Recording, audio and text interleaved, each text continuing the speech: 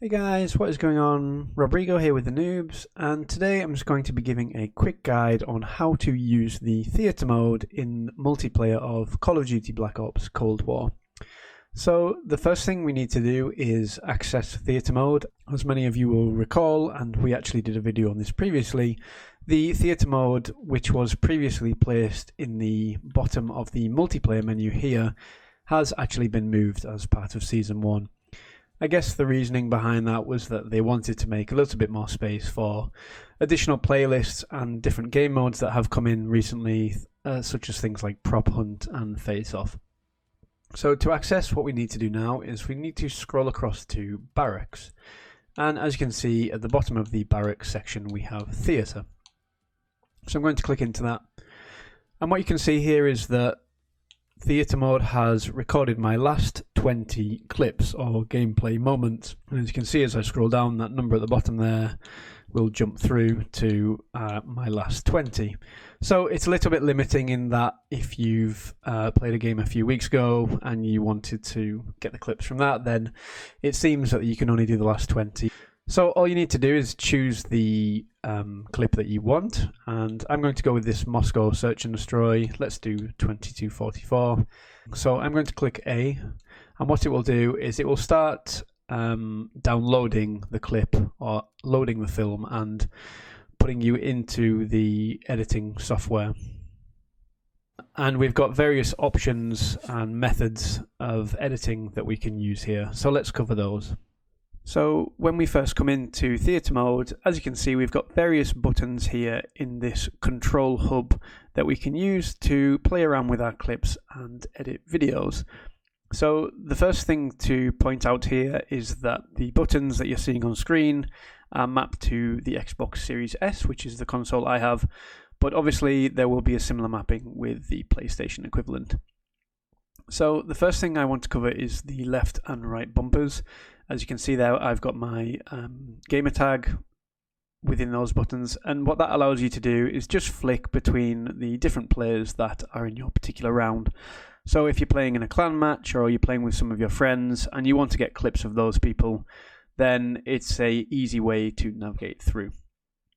Next, we've got the play button, which is the really simple one, so I'm going to hit that with A. And this will just start the clip from the first person view of whichever player that you have got selected at that particular time. What we can also do is click the left and right on the direction pad to come back to the start of the clip or move in 30-second increments. So if I hit the left panel there, you'll see that we return to 0. But if I was to hit the right panel, what you'll see will happen is it will skip forward to the next 30-second increment. And carrying on, it's just a nice way to move through the clips to find the specific moment that you are looking for. The next buttons to cover are the speeding up and slowing down of your particular clip. So as you can see on the screen there, the LT button, what that will do is it will make your clip move in times 0.3 speed. So as you can see, nice little bit of a slow-mo there. So you can play around with different variations of clips in a much slower pace. And on the flip side of that, hitting the RT button, that was a nice grenade kill there, will speed up the clip to a speed of times 3. So as you can see there, if you want to sort of flick through the clip really quickly to get to an interesting point, you can do that as well. Letting go of either of those buttons will just bring the speed back to a normal pace, so you can quite easily play around with slowing down, speeding up, and a normal pace as well. Another selection of buttons that you can use on theatre mode are the toggling of the controls and the game HUD. So if I click the left stick, as you can see on the icons there, what that will do is it will hide the controls menu. And this is really good for if you are putting a clip together for YouTube or just a funny clip and you don't want these menu icons to appear, you can hide that. I'm just going to bring that back to show you the other one that we have here, and that is to toggle the game HUD.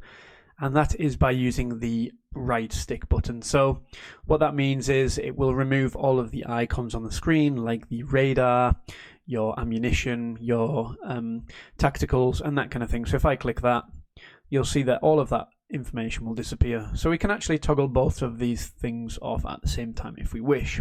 But what we want to do is step outside the first person view when we are making our interesting clips. So we can do that on Xbox by pressing the Y button, as you can see there. So I'm just going to press the pause button momentarily so we can get a look at how that looks. But if I press the Y button, as you'll see, we're in first person mode at the moment. But what this will do is bring us into a third person mode.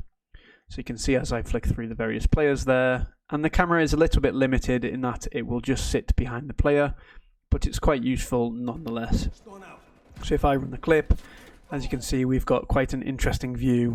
The really interesting camera angle that we can use as part of this, however, is the free look view. So to get into that view, when we are on the third person view, we just need to click the Y button again. And as you can see, what that will do is it will free the camera up to do whatever we want with it. So I can just follow my player here if I wish and get some really cool cinematics of me taking down an enemy.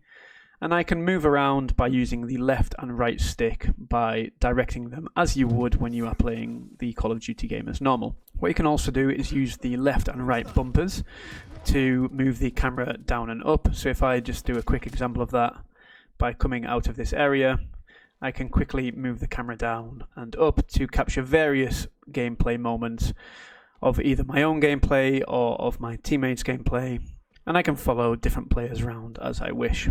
Inevitably with this kind of tool, there are a few glitches and things that don't always seem to work properly. So for example, on this clip now, I am trying to click the A button to pause the clip, but it does not seem to allow me to do that.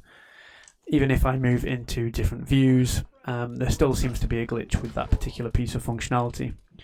Also, sometimes when you are moving around in the free view, the camera, as you can see there, will just completely reset to a new point of the map, which is a little bit frustrating if you are trying to put together some cool footage. And there are other moments as well where players will sort of disappear immediately when they have been shot and killed, which is a little bit strange. But nonetheless, this is still a very valuable and useful tool to use. That's all we've got for today, guys. Take care, and we'll catch you in the next one.